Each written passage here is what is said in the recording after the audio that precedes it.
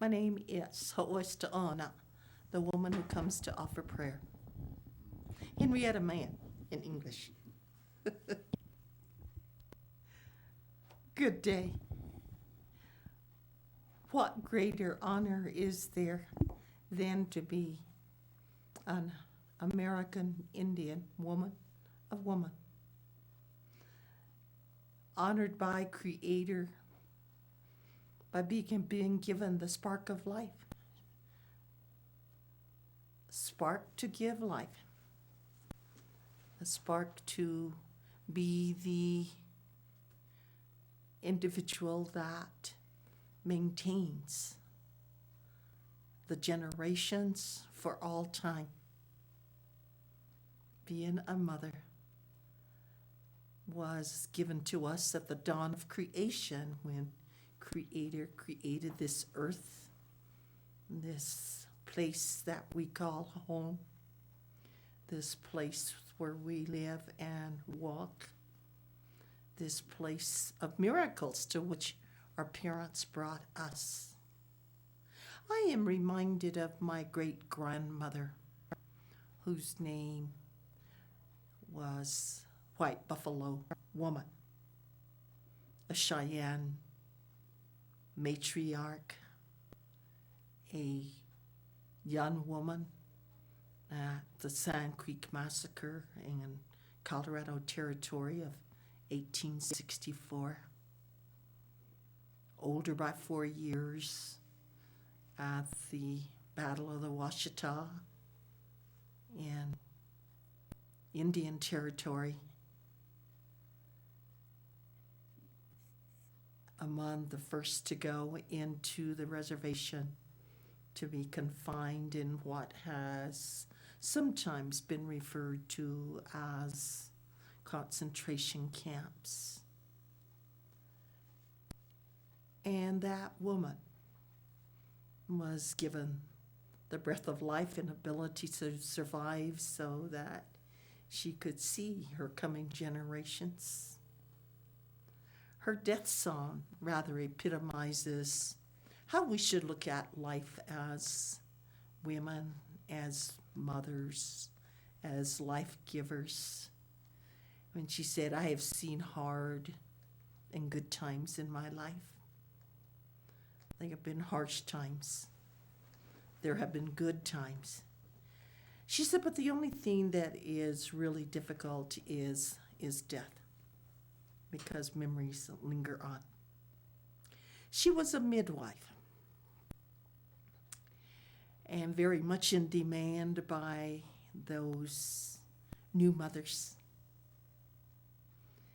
And my father described the many journeys that she took to help bring new life to the people.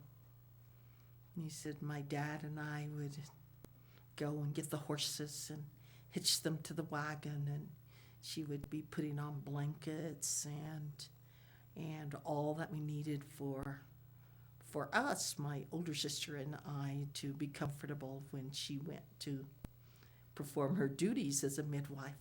We have this belief that the first person that touches a baby, new life, passes on their values, their belief systems, their character, everything about them, so that she was a good woman, a good-hearted woman, a mother, a grandmother, and as a grandmother, mothered her 9-month-old infant grandson and his 3-year-old sister, and reared them in our traditional ways.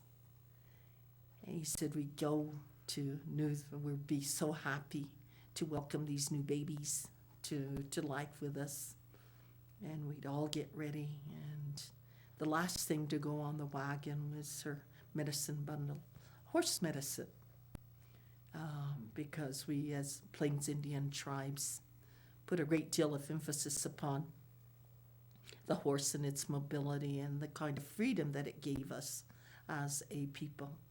And she was a doctor of those horses, but a midwife. He said we would arrive where we were going.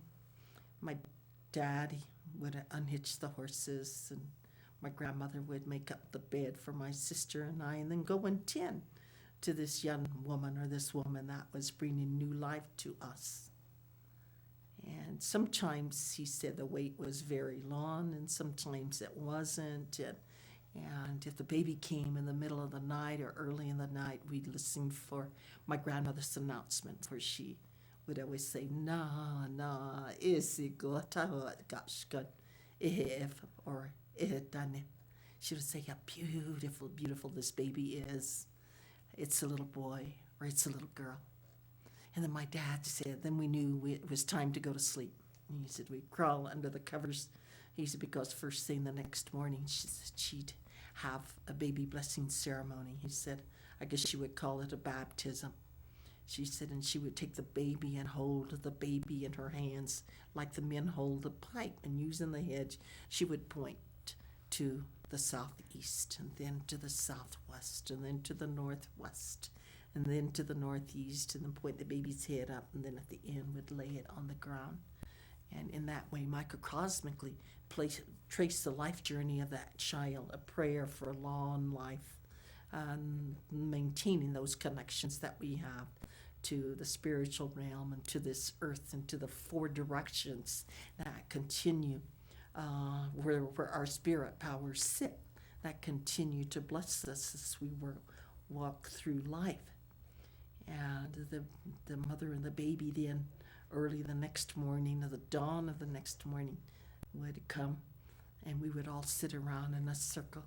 And my grandmother would take the baby from the mother and hand it to each person sitting around. He said, we take that baby and hold it and talk to it and welcome it to life with us and wish it good health and happiness and all good things. And he said, and so that baby would be passed around the circle. He said that was our way to welcome that baby to new life with us. We have those kinds of traditions in our respective cultural ways. That's a Cheyenne way. And so she was very much in demand because of her very good, high moral character and the values that she carried as a woman. And the same values that in touching that baby first that she passed on to that new life. She was a very good-hearted woman. I have since talked to some of her relatives who knew her, and she was a very compassionate, patient, caring, respectful, healing woman. She healed. She healed those that came to her, and even our relations, the four-leggeds. And so that once new life came to the people, it was just coming to earth to live here. But life before that began at the moment of conception, as we are taught as Cheyenne people. That when the mother and father engaged in that physical act to renew life to the people, Creator was there to give a spirit to that same being, and so that they were at conception, that baby was given a spirit, a good spirit. And then once the young woman, the woman knew that she was carrying new life, she had to act in very specific ways. She knew that for 9 months that she would bless and nurture and protect and cherish this new life that she was carrying to the people, protected by the waters of her womb. And that she knew that she had to be very peaceful in her thoughts, that everything had to be oriented toward providing the healthiest of environments that she was, for that new baby that she was carrying to live with us, she had to have good thoughts. She had to be very patient. She had to be very understanding, and she had to eat very healthy foods for that baby, to make sure that that baby was, the life was sustained, and that she would bring a healthy child to live with the people. We always prayed for healthy babies. But sometimes we knew that there were some that would not come to us as very healthy. But there was always a place for the baby in the tribal society. Everyone who came to live here had a place in the nation, in the community, with the family, and individually. And that they came to live on this earth for a purpose. And even those that were not born healthy still had that place. Everyone, well, every baby was accepted and cherished as representing the future, as being able to live among the people. It's very important health is exceptionally important to us as Cheyenne people, as Native people. And in the first 12 or 13 years of that child, the parents were expected to protect that new life, that baby. And they were expected to give that baby a very good name. And traditionally among us, since we're daughters of traditions and mothers of traditions and the like, there were certain names that we could have, and usually for us as Cheyenne people, it was for girls to be named for the sister or the female cousin of the father. For example, I was named for one of my father's first cousins, and her name was Nissa, a standing 20 woman, Nona Nibs. And I was given her name because that was the way it was, where there was sort of a collection of names in the family, names repository, and so that then gave my Aunt Nona responsibility to care for me, to teach me, to love me, to honor me, and to have sort of, I guess, and if we want to look at it in that context, sort of a godmother. And so Nona was very good to me. I just remember my Aunt Nona loving me and always being there, bringing me gifts, small gifts, giving me money as I grew up, and things of that nature. And so that was how names came to be for us. And those practices have changed as over time, but names are exceptionally important. And so it was important to give the baby a good name and a tribal name, to think of how that name was going to mold the character of that child. I was expected to be like my Aunt Nona, who was a very good, kind, patient, polite woman who was very happy, who made me laugh a lot. And so for the first 12 or 13 years of that child's life after the baby was given a name, there were also prayers that that baby be given good teachers and good teachings. And when they went off to school, that the teachers teach them well. And for me, again, and it's probably fairly typical of other tribes, another first cousin of my father came to live with us when I started to school. I remember her as my first teacher. alongside that of my mother. My mother was my first teacher, which is the responsibility of mothers today. They are the first teachers of the children. They are the ones that pass on our cultural knowledge, the knowledge of life, and all that it encompasses. But another one of my father's first cousins, Ruth Suktis Mann, came to live with us when I started to school because my parents did not want me to forget what it is to be a Cheyenne and Cheyenne-hearted woman.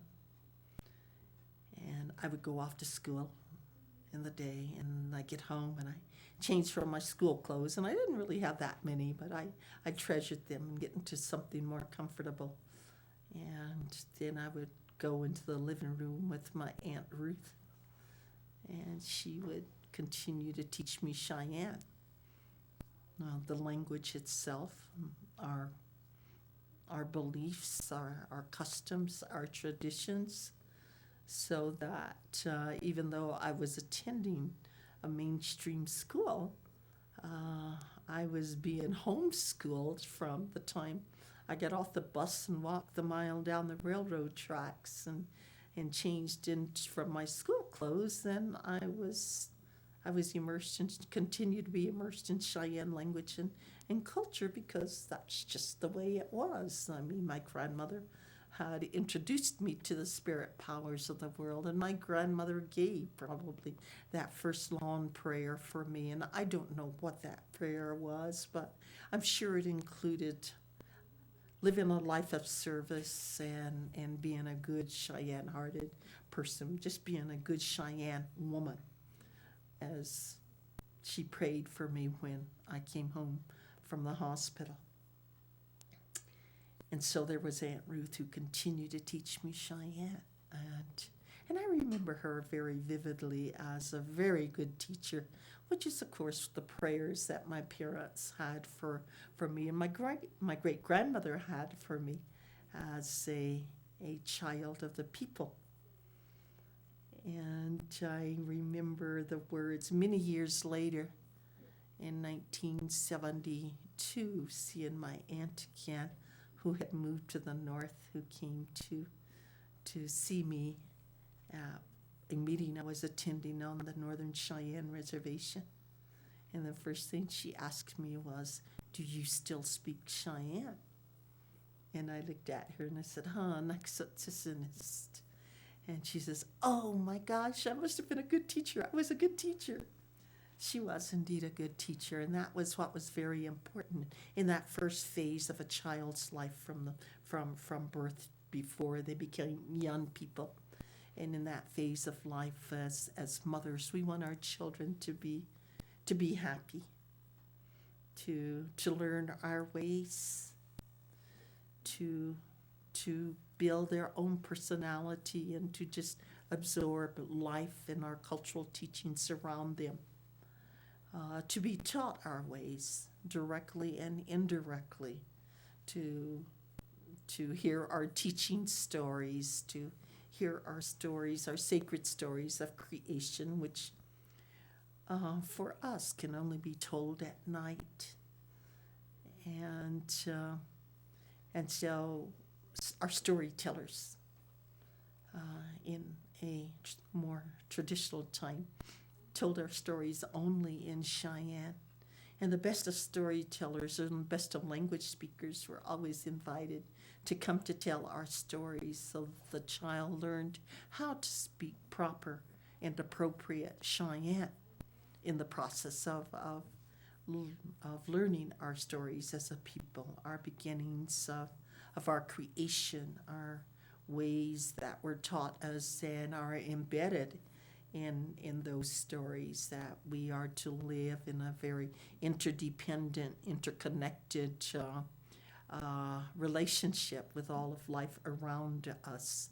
That whole aspect of interdependence and always knowing that where that line between interdependence and independence comes into play. but recognition that we live in a relational universe, that we are but a part of the whole, and that we are responsible for the place that we occupy in that sacred circle of life. Those were the things that parents expected the children to just learn and absorb from people around them for about the first 12, 13 years of their life, and to learn very directly through our stories about our beginnings, and how when Creator made Earth, declared that Earth, Mother Earth, Grandmother Earth, actually for us, Grandmother Ishkiman, our grandmother. There are some nations that call this earth upon which we live Mother Earth. There are some nations that call this earth upon which we live Grandmother. Cheyennes happen to call this earth Grandmother because she's first woman, oldest woman. And what a beautiful, loving relationship that means in terms of motherhood or grandmotherhood, whichever way you want to look at it. Earth is our grandmother. And it brings to mind how loving our grandmothers and women are and should be as they mature from childhood to maturity and on to being elders. And we learned our creation stories. We learned about our prophet who brought our ways as a people from the sacred mountain now known as Bear Butte.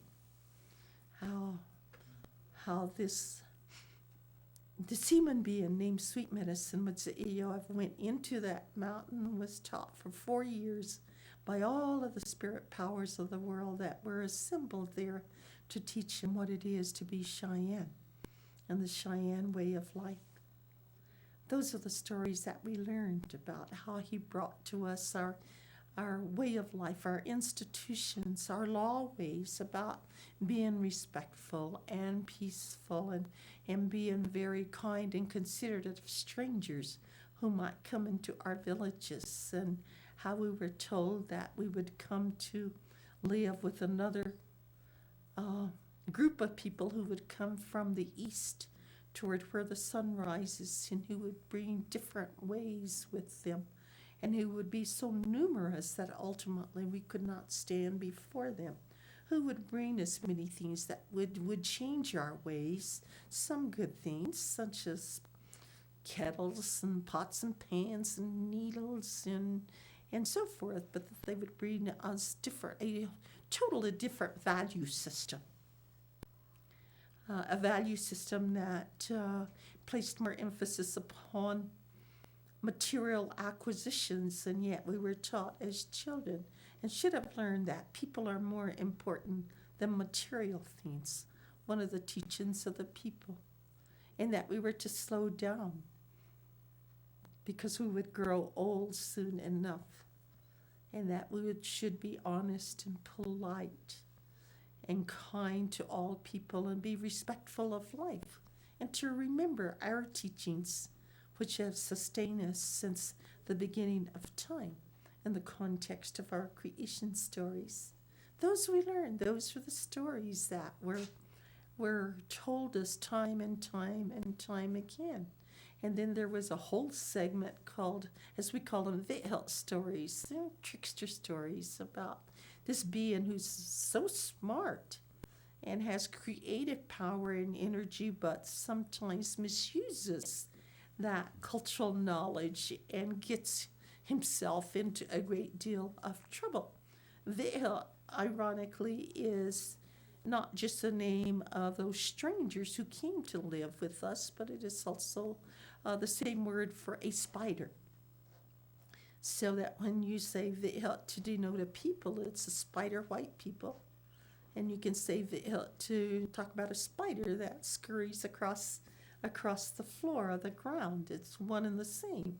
And maybe their characteristics are alike in many respects, but I'm told that those Vihelt stories certainly preceded the coming of those strangers to our land, because they said because we've always had that kind of a being in our stories, our teaching stories.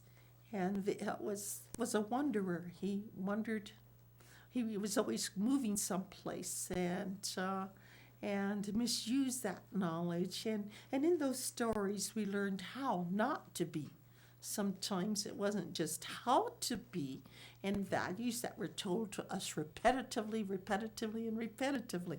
There were times I used to think my grandfather was forgetting too many things as he repeated to me a story or a teaching, and yet that's the way we learn, through repetition, through storytelling, how to be or how not to be. Stories that were used to teach us about our various beliefs and our traditions as a people, and how one night there were these two young girls who were lying out on the in their lodge, outside of their lodge, looking at the stars, and one of them said, "See that bright star up there? I would want that star to be my husband." And her friend said, "Oh, I would want that other star." And so the next day they had to go out and do their duties as younger women learned. They learned to carry on the traditions of their mothers. And they went down to get water, and they came to this tall tree, and there was a porcupine there. And so the young woman who had said, "I want that bright star for my husband," decided that she wanted that porcupine. And she crawled up in the tree to get it, but it scurried to higher branches, and she went further and further up, and it seemed as if the tree grew. And she kept following the porcupine, and her little friend was down on the earth looking up at her, saying, "Come back down, come back down. You're getting too far up in the sky." And she said, "No." She said, I have to get that porcupine. I mean, sometimes we're so consumed about what our own desires are that we lose track of reality. And we have to be a little bit more reality based. And finally she disappeared up into the sky world above. And her little friend must have been dismayed. But when she reached that world above, met an older, very good-looking man, and was a little bit frightened of him. And he introduced himself, said, "I'm that star that you wished to marry last night." And she was a little taken aback, and